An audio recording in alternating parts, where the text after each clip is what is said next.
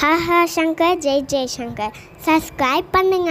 ஸ்ரீ மகாபெரிவா திருவடிகள் சரணம். அமாவாசையில் இருந்து வரக்கூடிய 3வது நாள் 3ஆம் பிறை தரிசனம். இந்த 3ஆம் பிறையை நம்ம தரிசனம் பண்ணுறது அப்படின்றது சிவபெருமான் தலையில் இருக்கக்கூடிய நிலா சந்திர பிறையே தரிசனம் பண்ணதுக்கு சமம் அப்படின்னு சொல்லப்பட்டிருக்கு. 3ஆம் பிறை அப்படின்றது வளர்ப்பிறை காலத்தில் வரதுனால இந்த நாளன்னைக்கு நம்ம தொடங்கக்கூடிய எந்த ஒரு விஷயமா இருந்தாலும் சரி அது வளர்ந்துக்கிட்டே போகும். 3ஆம் பிறையில் நம்ம சந்திர தரிசனம் பண்ணுறது அப்படின்றது நம்மளுடைய ஆயுளை விருத்தி செய்யும். தொடர்ந்து வாழ்க்கையில் 3ஆம் பிறை தரிசனம் செஞ்சுக்கிட்டே இருக்கிறவங்களுக்கு வற்றாத செல்வ நிலை இருந்துக்கிட்டே இருக்கும். சகல விதமான சொல் வாக்கோட அவங்க வாழ்வாங்க அப்படின்றது தான் அர்த்தம். இந்த 3ஆம் பிறை நாளன்னைக்கு கண்டிப்பாக தரிசனம், அதாவது சந்திர தரிசனம் பண்ணிடுங்க. உங்கள் வீட்டு பூஜை அறையில் இருக்கக்கூடிய மகாலட்சுமி படம் முன்னாடி இந்த ஒரு விஷயத்தை நீங்கள் செய்யுங்க.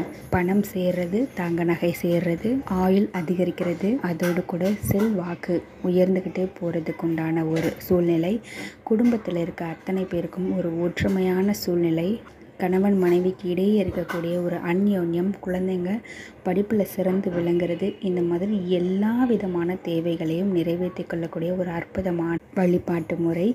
உங்கள் வீட்டு பூஜை அறையில் இருக்கக்கூடிய மகாலட்சுமி படம் முன்னாடி ஒரே ஒரு பஞ்ச பாத்திரம் இருக்கும் இல்லைங்களா, சாமிக்கு நைவேத்தியம் பண்ணுறதுக்கு தண்ணீர் வைப்போம் இல்லையா, அந்த தண்ணீர் இருக்கக்கூடிய அந்த பாத்திரம், பஞ்ச பாத்திரத்தை நீங்கள் எடுத்துக்கோங்க.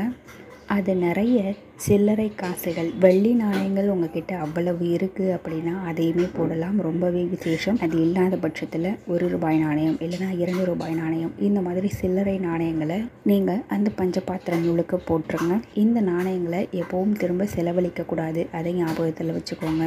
இந்த நாணயங்கள் மேலே ஒரே ஒரு ஏலக்காய், கொஞ்சமாக பச்சை கற்பூரம், ஒரே ஒரு ஜாதிக்காய், ஒரே ஒரு தங்க நாணயம். தங்க நாணயம் இல்லாதவங்க என்ன பண்ணலாம், நீங்கள் ஒரு ரிங் போட்டிருக்கீங்க கோல்டில் அப்படின்னா அதை கூட வைக்கலாம், தங்கத்தோடு வச்சுருக்கீங்கன்னா அதை கூட வைக்கலாம், உங்களுடைய குழந்தைகளுடைய ஆபரணம் ஏதாவது இருந்துச்சுன்னா அதை கூட வைக்கலாம், ஏதாவது ஒரு குண்டுமணி தங்கமாவது அதில் வைங்க. இதோடு கூட ஒரே ஒரு பட்டை, ஒரே ஒரு கிராம்பு, இது எல்லாத்தையுமே அந்த பஞ்ச பாத்திரத்தில் நீங்கள் வைக்கணும். வச்சுட்டு இதை மகாலட்சுமி படம் முன்னாடி வச்சுடுங்க.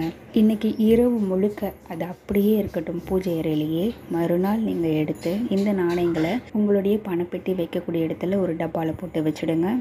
ஏலக்காயை நீங்கள் சமையலில் பயன்படுத்திக்கலாம், இல்லைன்னா அதையுமே நீங்கள் பணம் வைக்கக்கூடிய இடத்துல வச்சிடலாம். தங்க ஆபரணம் வச்சுருப்பீங்க, அதை நீங்கள் பயன்படுத்திக்கலாம், இல்லைனா தங்க நகைப்பெட்டியில் வச்சுருங்க. பச்சை கற்பூரம், பட்டை, கிராம்பு எல்லாத்தையுமே நீங்கள் பணப்பெட்டிலேயே நகைப்பெட்டிலேயே வச்சிடலாம். இதை நீங்கள் செய்கிறது மூலியமாக நான் சொன்ன அத்தனை பலன்களுமே உங்களுக்கு கிடைக்கும். இந்த 3ஆம் பிறை நாளை தவற விடாமல் இந்த ஒரு வழிபாட்டை செஞ்சிடுங்க. ஹர ஹர சங்கர ஜெய ஜெய சங்கர.